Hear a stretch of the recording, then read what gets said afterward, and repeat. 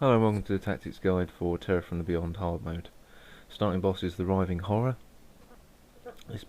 This boss is fairly simple, nothing too much to worry about. Right.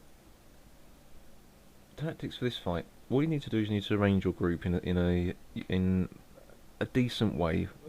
There are two ways you can do this, but I'm going to teach you the most efficient way of doing this. Right, so you have group 1 with the 2 tanks in the top left and the 2 healers in the bottom left. Group 2, you would have it arranged as per pools. So, you go from top to bottom, and what you do, and this is the gospel here, have both the healers take the first 2 pools. Reason why for this is the first 2 pools aren't anything to worry about. You want all the DPS on the boss, so let the healers do the first 2 pools, and there'll only be a need for 3 pools this way. The boss will be dead at the 3rd pool. So you have 1 DPS do the pool, because believe me now, it will go down much faster this way. Right, tactics. I'll start with number 1. Right, first person. Right, what you do is, for tanks, this is your tactics. Every time a male spawns, you swap. If you're an assassin, there's a trick you can do that's been around for a long time. If you have 1 assassin or 2, doesn't matter, when the male spawns, force cloak. Okay, then go and pick it up. That's your swap. When you do this, there won't be any small lads that spawn, so there won't be a need to do a pool. Okay, so don't worry if it's too much to worry about. Okay, but it's a good trick to pull off if you've got the time and you remember to do it at the right moment. Okay, but that's it for tanks. You're just swapping each time the male comes up. The main thing for you though is during the burn phase at the end, you are going to go and collect the ads, okay, and just get them off the DPS's back. DPS, you must not stand anywhere near the flowers at all during this, because when you're cleansed, you're going to drop corrosive slime debuff on the floor. You'll see this by a yellow AoE marker. Alright. Healers, cleanse corrosive slime when seen, and if someone isn't in the right position, if they're on the flowers, just pull them off. If they're not, if you're on TeamSpeak with them, just tell them to move away from the flowers, and then cleanse them. If they're able to self-cleanse, then just let them self-cleanse. The fight's relatively simple, it doesn't hurt too much, you know, just pick up AoE healing when you can, just walk through it, pick up the buffs. There's not really much to worry about. As long as you do it the way that I've said it, with 2 healers, the boss will be dead at the 3rd pool. There won't be any struggle with this. Okay, so if you have to do a pool, right, what happens is just put your AoEs down, burn them, and get the male dead. Have your best DPS stay on the boss. You could have, if you've got 2 melee, 2 range, just get the 2 melee, stay on the boss, and the 2 range to finish off the male. The idea is keep it on the boss. Just, you know, when you get to 10% on the boss, he continuously starts spawning ads in, so at that point the tank just controls the ads and the DPS kill the boss. Worry about the ads afterwards. Always remember, as long as you kill the boss, it doesn't matter whether you die to ads or not. It just doesn't matter.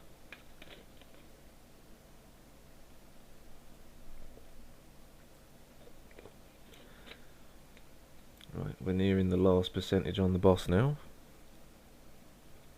Tank must turn it away from the group though, just normal tank procedure.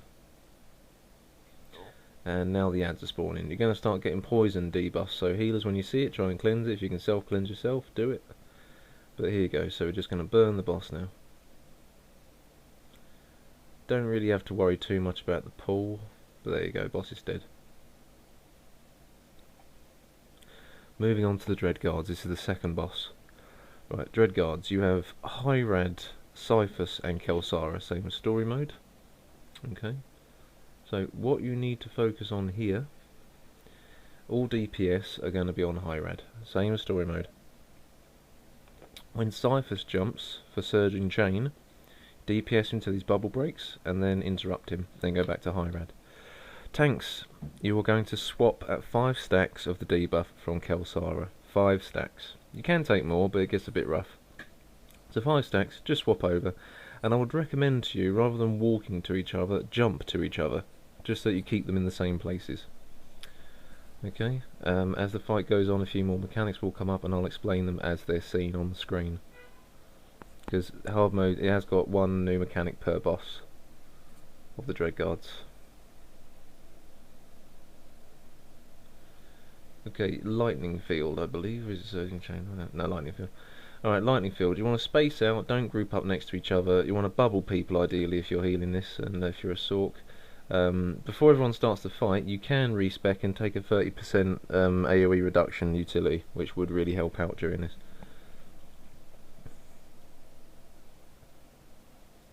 Okay, so you've seen the bit there, so that's lightning field. You'll probably see 2. If your group's really good at DPS, you'll probably just see maybe 1.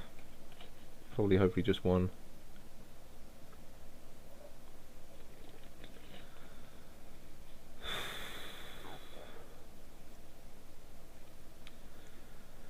So same procedure, just keep going, keep going.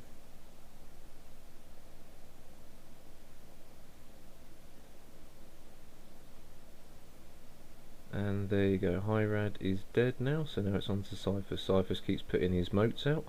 So when the green pools go out, the idea is really, if you've got range, try and stick in the middle so that you make a nice big, nice bundle of pools for people just to run through. When he goes and strangles somebody, just interrupt him, don't DPS, just interrupt. That'll break it. Now for the group now, when it comes to Doom, there is now 3 stacks of Doom. There is no longer just 2 stacks from story mode. 2 things you can do to completely negate the effects. Number 1 is, if you're a Sorc, you can wait till 2 seconds of Doom and use Force Barrier. Okay, it will save you. It will completely absorb all the stacks and it won't kill you. If you're an Arsenal Merc or a Commando, you can use Hold the Line / Chaff Flare, all that jazz. Not Hold the Line. What am I thinking of?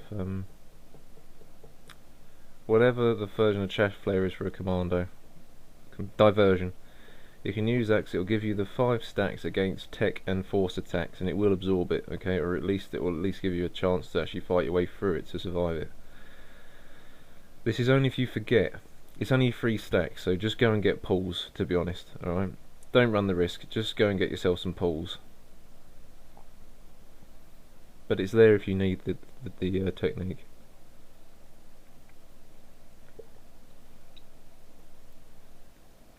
Relatively easy this bit. It's only when you get to Kelsara things change up a little bit.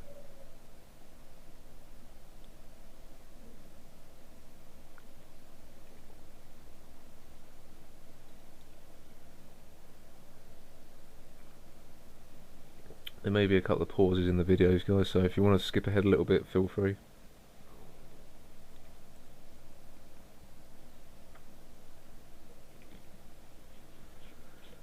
Cyphus has not got. Cyphus is dead now, I believe. Yep. So now it's on the Kelsara. She now has an interesting ability called Force Leech. If you heal the tank that's been leeched, the heals turn into damage. And unfortunately, you can see there that the other healer with me was killing the tank. This was a run for some new people this night, so it's a bit of a tricky one, but they all did really well. So the idea is you don't heal the tank that's got Force Leech. Okay. So that's for the healers, okay? So whenever you see the purple-handed debuff come up on a tank and it's announced in red, don't heal it, heal the other tank, alright? Once Force Leech wears off, of course, you can heal everybody up, and that's recommended. As soon as you see it go off, heal that tank up. Right. During this phase, for healers, do not use Verifications, do not use Koto Missile, do not use Koto Shells, do not use Resurgence, do not use Roaming Mend, okay? And especially an Operative, don't basically use anything being an Operative, because a lot of the things on Operative is all hot healing. You don't want to put that on a tank, alright? You need to be careful just in case people pick up stuff.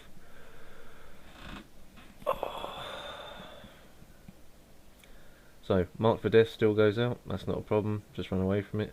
She will summon Dread Legionnaires. The one you need to worry about is that one right there with the red saber that's just been shot with a Force Lightning. It's casting Mass Affliction. If it gets Mass Affliction off, it's going to be very, very hard to survive through. Very, very hard to survive through it, okay? So you want to make sure that one goes down first, then all DPS kill the ads, then get back to the boss.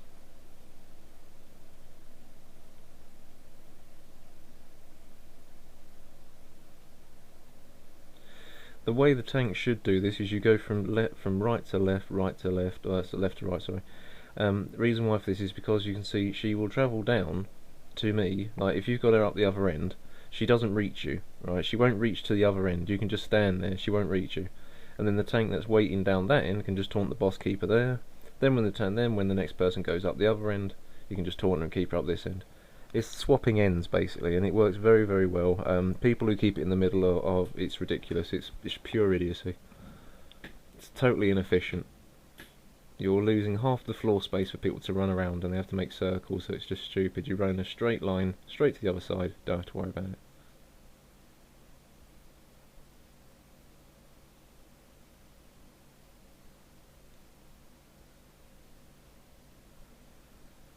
And final percent going down now, I believe. You can have assault pull you if shit happens, so this is what happened here.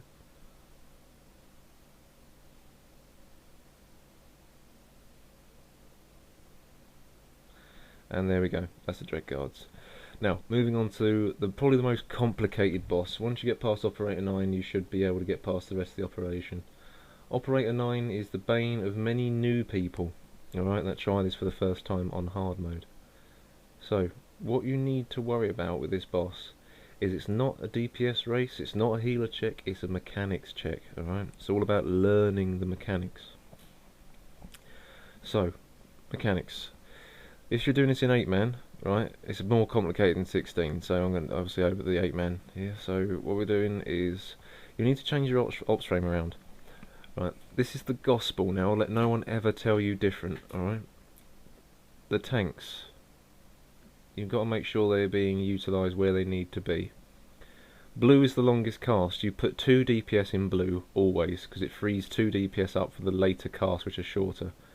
2 DPS in blue, tank in orange, and a ranged DPS ideally, or just a melee, whichever you've got. If you've got all melee, fair enough, but ideally arranged. And the idea is that in orange, the tank is channeling, alright, and the DPS is in the middle. The tank that's free, who will be in yellow, I'll get to that in a minute, he's going to take the regulator, take it to the wall, one of these columns that's just next to me, so he's got his back against it so the knockbacks don't send him flying. The DPS that will stay behind in the middle will help him kill it and take the second interrupt. And as long as it's a burst spec DPS who's doing decent numbers, that regulator will be dead before the next one spawns. So all the tank's got to do is just taunt the next one, it's going to die before the next phase even begins. It's very efficient, and it shouldn't be done any other way. Right, so that's orange. Purple team is a healer and a DPS. Ideally ranged, but you know, whatever you got. The idea here is in purple you can have either one channel or whatever you want really, but if you want to play it safe, have your healer in the middle and your DPS doing the channeling.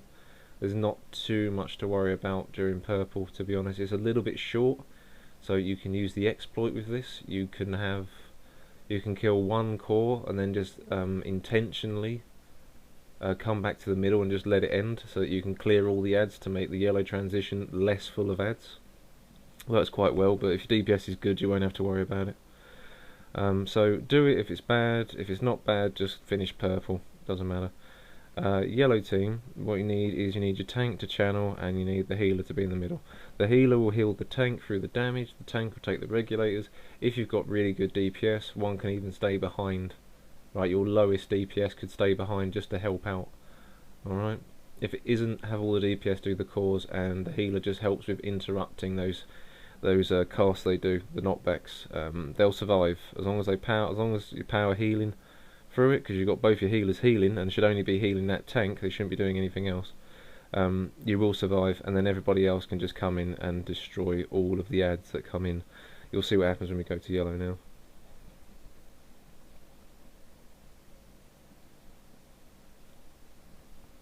So that was the exploit there, by the way, where we came to the middle just to kill the ads and then finished off the last core. It works quite well because you've got no regulators.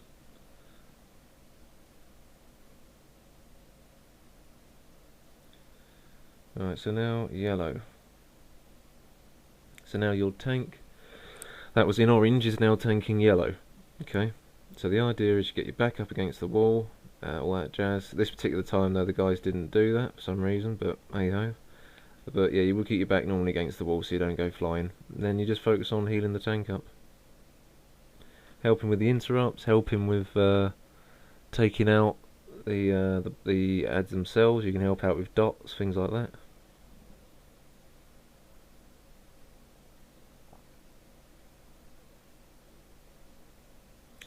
Whichever tank is at the most HP would take the boss, which would be the tank that's channeling in yellow. See right there, the wrong tank took it. The tank that was doing the ads in yellow took the boss. He knew what he did the second he done it, but it wasn't a problem. Please bear in mind, if you don't, it will one-shot anyone that isn't a tank though. Right, now here comes the interesting mechanics that everyone hates. Oh, by the way, when you're doing all your colour phases, there's a probe. It's one probe per person of your own colour, okay? To pick up after you do your channel. Right, during this phase, you can see one there, yellow one flying around. See in red there, it's just said somebody's been targeted with a deletion protocol. Now you've got an orange shield pop up. The idea is this: your raid leader will, if you're on TeamSpeak, if not, the idea is this. If you're doing it on TeamSpeak, raid leader would say the name of the person and the colour. Before this fight starts, you say which group is channeling, which group's in the middle, but then you also say which group is doing deletions, and we'd always do left group first for deletions. So the idea is this: if you're in the left frame, you'll be the guy running in first, alright, for a colour. So if it says me, for example, like Dread Disciple has been targeted for orange deletion, I would run in, and then the orange that's on the left of the frame would run in with me under the boss, and it will save me from being deleted. Okay. And then of course it means that there's only one person left to save orange, so it would then go to the person on the right hand frame.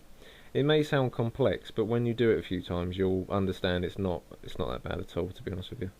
But it is an interesting mechanic, and it is something that first timers struggle with. Alright. So you can see that I've been targeted with orange, and I run to the middle, and boom, I've been cleared. And that's the idea. You rinse and repeat the whole thing. You will get ads coming in. They do have a knockback. The idea is that when they come in, let them get close. You can tank swap with this point with an AoE taunt. The tank keeps the ads in one place. You AoE them all down, so it does damage to the boss as well. Ideally, sometimes it doesn't go that way, but you can always stun the ads as well. You can always just chain stun them, keep them in place, and just nuke them down. They can be interrupted as well because they do a knockback.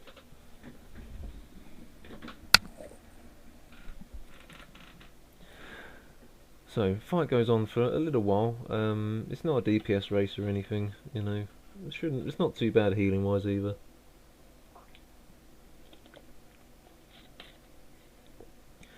So, just like story mode, do your colours, but just keep your eye on the top of the screen. You know every time after Black Obtuse, which is the orange shield, you know that he's going to do a deletion. So you just got to keep your eyes out for it. When you get it past sort of 50%, you might not see one for a bit, but I do guarantee you when you get like 20% under, there's going to be one hiding around the corner to just try and catch you out. So you got to watch out for that. But it's fairly simple. It's fairly simple. It's just tricky the first time you do this. As you can see, they're purple. I happen to be the purple that was going in to clear the person.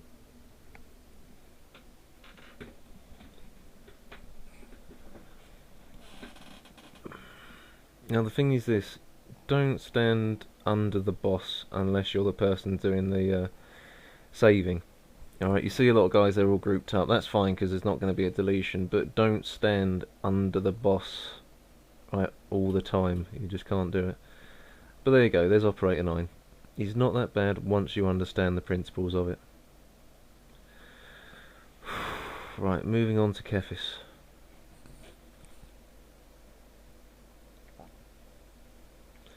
Right, by comparison to Operator 9, this boss is extremely simple and can die extremely fast. Because you do have a DPS buff during this, but from story mode they removed the whole first phase, whereas in hard mode of course it's very much alive.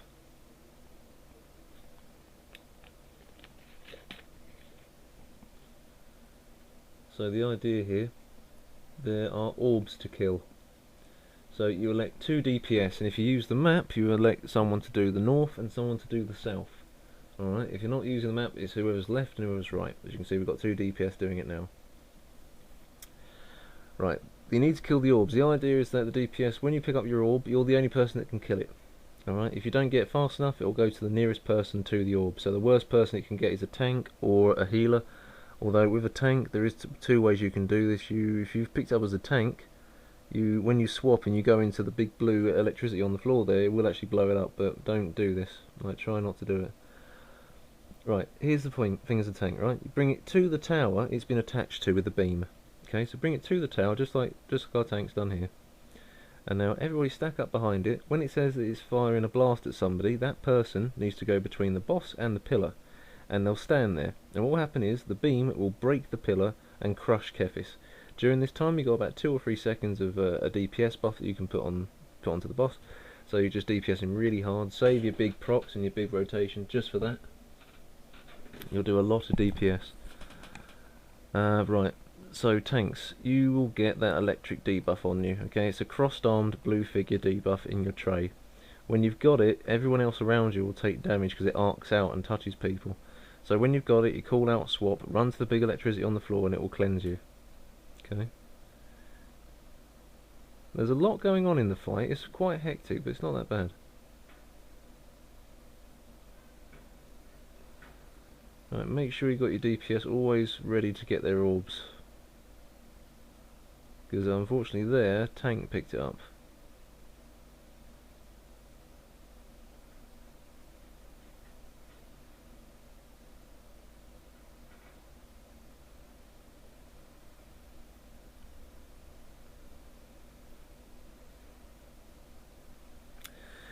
The first phase with the focus blast happens up to 50%. Once you reach 50%, it's just like story mode. He starts doing the nanites, so he'll start throwing out nanites after a while. But we'll get to that in a second.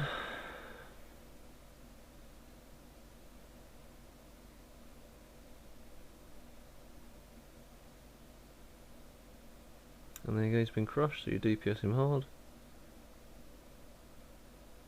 When he reaches 50%, he will jump to the middle.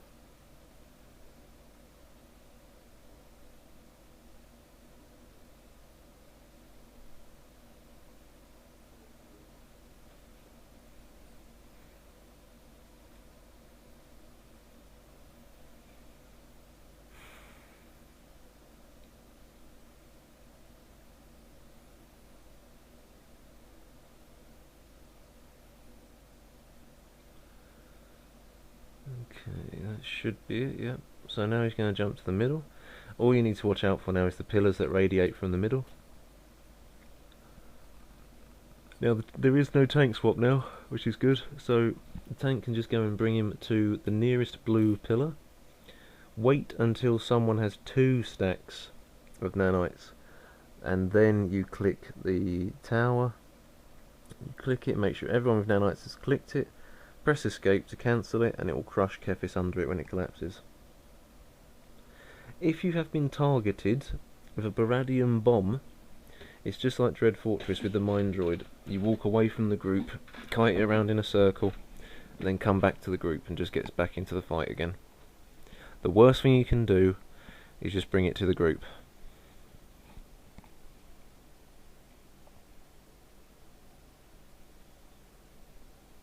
It's very much rinse and repeat.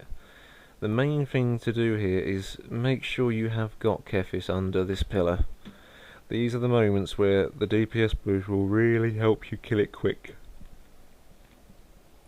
The idea here is like get it to like 11%, hold DPS, get it crushed, and then burn it.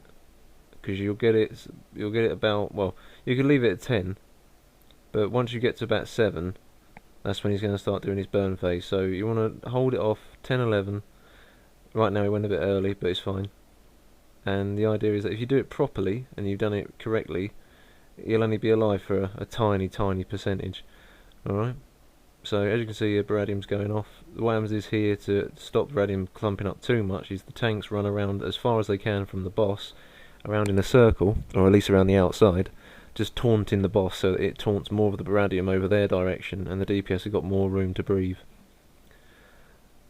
So yeah, just burn it, burn it, burn it.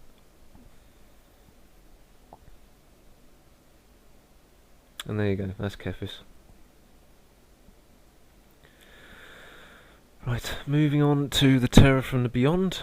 People, they overthink this boss, is the best way I can say it. He's not hard. He isn't hard. By comparison, Operator 9, this is simple. Okay, so this is what you do. Starting off, before you begin this entire fight, you arrange an order. The order is for DPS, so I'm going to start with you guys because you're the most important for this, really. Obviously you're taking out your tentacles. Whichever side a beacon pops up, those DPS on whichever side take it out. Mostly it's a ranged job. It's not very strong, it doesn't last long. But remember that after the beacons is ads. Ads must go down ASAP. Don't stay on tentacles. Kill the ads, get back to the tentacle ASAP. Right, tank-wise, you're just tanking the tentacles. Your job's very, very simple through this. I'll tell you the tank as we go through the video. Right, but DPS, kill the tentacles, kill the beacons, kill the ads, rinse and repeat. Simple as that. All 4 tentacle waves. You might even do 3 if you've got good DPS, but just do it. Healer-wise, to stop you getting the pushbacks from the boss, make sure that you've got the tentacle between you and the boss. Trust me, it will stop you getting knocked back. So they really hurt. Right. If you're on the left-hand side, there's a rock up there on the top left of the screen. You can go and hide up there if you want to avoid the ads that come from the boss. Just remember the birthing ads that come from the boss. On story mode, they just hurt you a bit. On this, they'll damn well kill you unless you've used a cooldown. Okay? So remember that. Right, DPS, the order that's arranged for you guys is when you go into the second phase. Right, once you've done your tentacles, and you always do it, left tentacle first, right tentacle second, 1 DPS, your best DPS, is called out to do anomalies. Okay, anomalies are a new ad. It's a large orb that spawns on the outer platforms of phase 2. They only need 1 DPS to go there and just burn them down, and they come at 75% of the tentacle and 25%. That's every tentacle. Okay, so just do it 1 tentacle at a time. Alright. Now the order for irregularities. What I do is, if you go by the frame, the top 2 DPS in the frame would start from the back of the boss on the outer platforms. Okay, so left side would be the outer left from behind the boss back to where home platform is. The right hand side top DPS would be, and I mean in the frame top DPS, not pass or anything, is from the right behind the boss all the way back to home platform. The 2 lower ones would be on the inside platforms left and right from behind the boss all the way to the home platform. And the idea is this, that you will see everybody start from the back and progressively work their way to the middle, and it's like poetry for a healer when you see this, is they'll all come together and everything will be dead and you won't have anything to worry about from irregularities. Okay. Tanks, when it comes to your regularity, you do the one behind the boss. Okay, that's your main thing, is do the one behind the boss, and that's the end of that. Right, tanks. The procedure for you now is that you're going to make sure that you swap on the Scream debuff. Okay, so now we're doing the final phase here on the tentacles. This is the last set. So there we go, they go down and boom. There we go. So during this you have a little moment where you can actually do some abilities. So what I do is I do some Consuming Darkness if I've got stacks or not.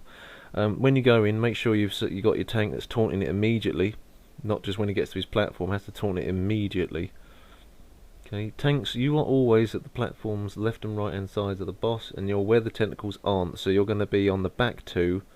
That basically, the only way I can really say is if you've got the map open, it's the platforms that are mainly the tank ones are 10 and 14, but you're going to jump to like 9 and 13, I believe, the ones behind the terror where the tentacles would be on the second phase of tentacles. The idea is you go there, place your acid, then jump to your normal tanking platform, because no one's there, no one's going to get hurt by anything.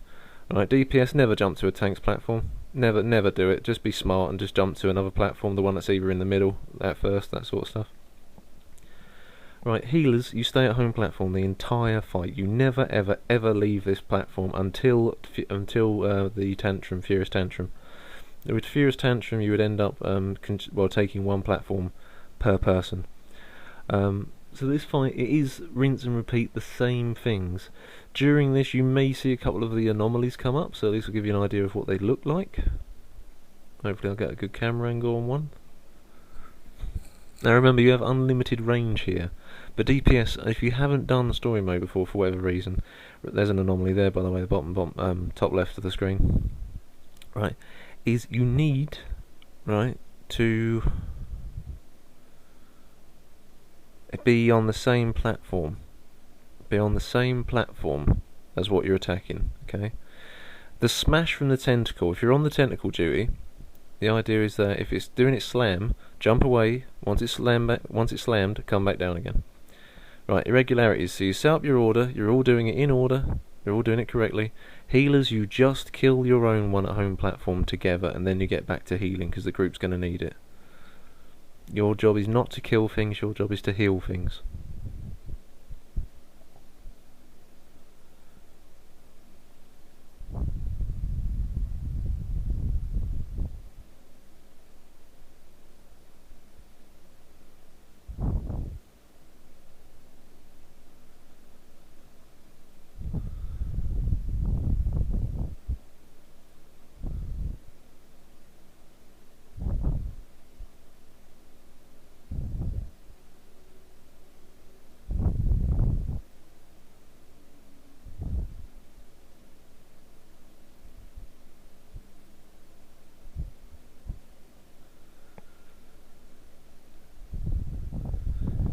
There's two things that you also need to think about during this fight.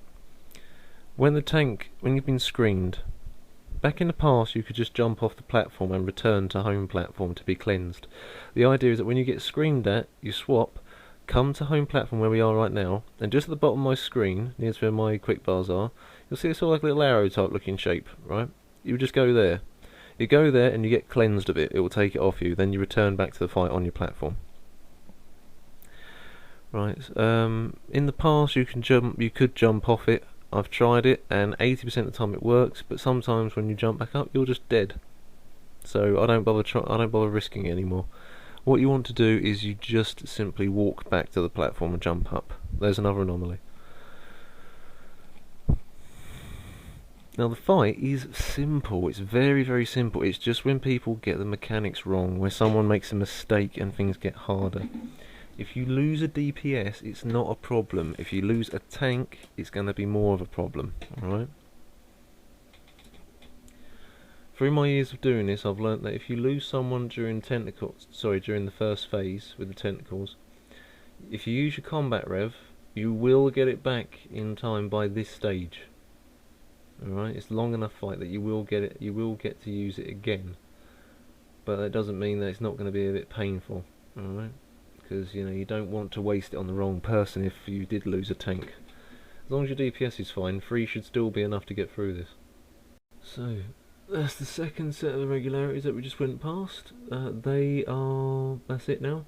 So it's all about the boss now. It's all about getting those tentacles down.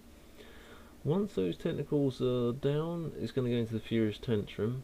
So of course that would be the phase that you need to worry about actually burning the boss, actually hitting the boss at this point. Furious Tantrum, last phase now. Alright, so you jump to your own platform. Have the healers just do it as the frame. So I was bottom left of the frame, so I'm going to the bottom left platform. The other healer goes to the bottom right one. Everyone else just spread apart. There's 16 platforms, so there's plenty of choice. And just don't be on the same platform as each other. Alright? As a sort, bubble people up, just mass heal, use your abilities, use recklessness, polarity shift, all that jazz. Also, if you've got a crit adrenal shit like that, that'll help. Just keep people up. Don't worry too much about the tank. We normally just don't worry about one of them. Just get it dead. And there you go. So that's the boss dead, and the boss dies at 3% if you weren't aware.